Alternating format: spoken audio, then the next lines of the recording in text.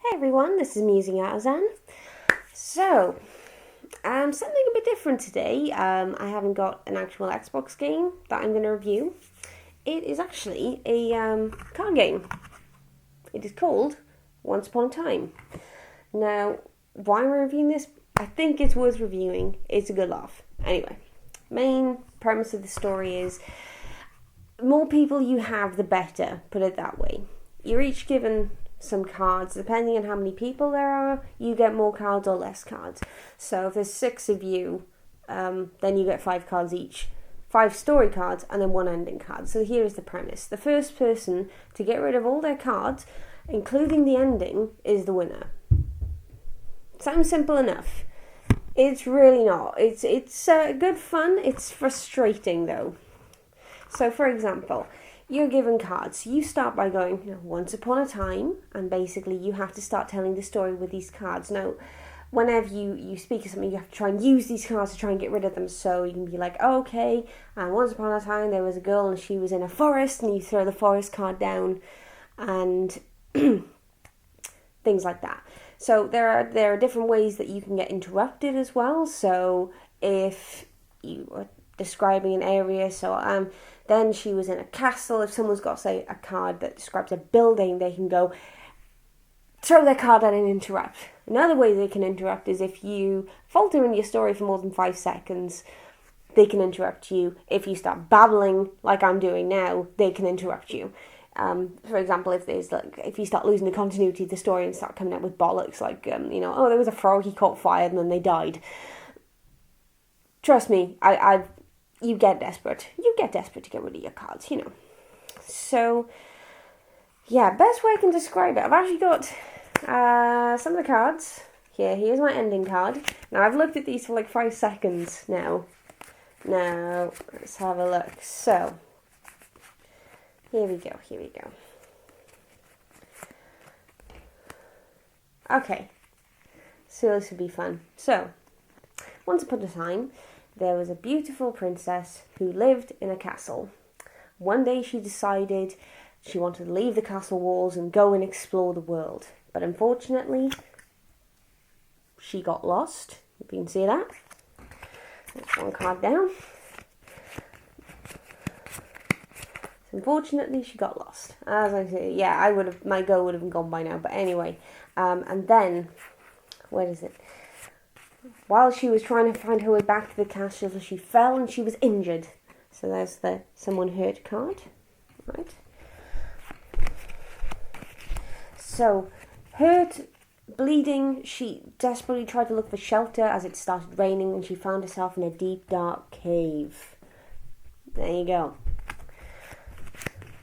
And then, while she was in the cave, she became aware that there was someone else in there with her.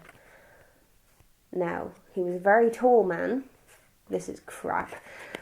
I'm going to put this, he's giant. I would have got kicked out of the game for this. And they met each other, as they do. She was a bit scared at first, but he's a very gentle man. So, they met. Yeah. And then as they got to know each other, she found herself falling in love with him, as they always do in fairy tales, very, very quickly fall in love. It does happen, but hey, I'm just throwing that out there. But of course, this man, he reveals, I'm a poor woodcutter, I don't have much to offer you. And then she revealed that she actually lived in a palace and wanted to take him home to meet mum and dad, etc.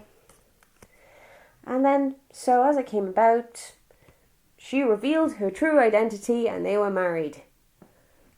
Yeah, that's a shit example, let's be fair.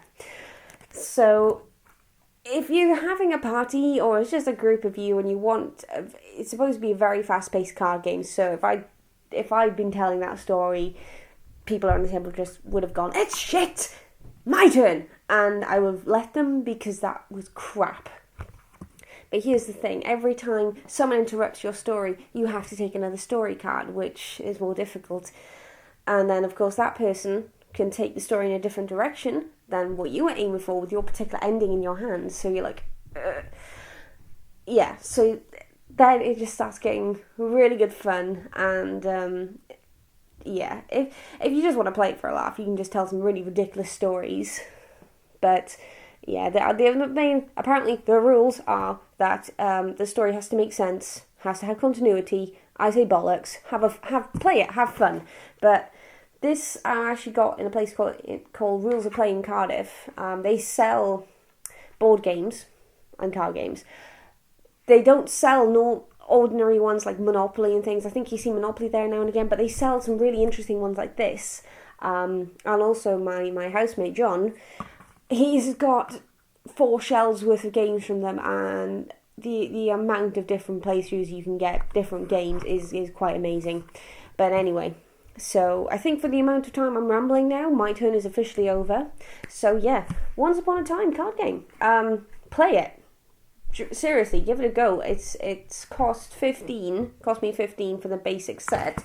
Then you can also get this fabulous expansion, which is like the Dark Tales. So you get to have the Brothers Grimm sort of endings, such as endings sound so beautiful as "and then they all died."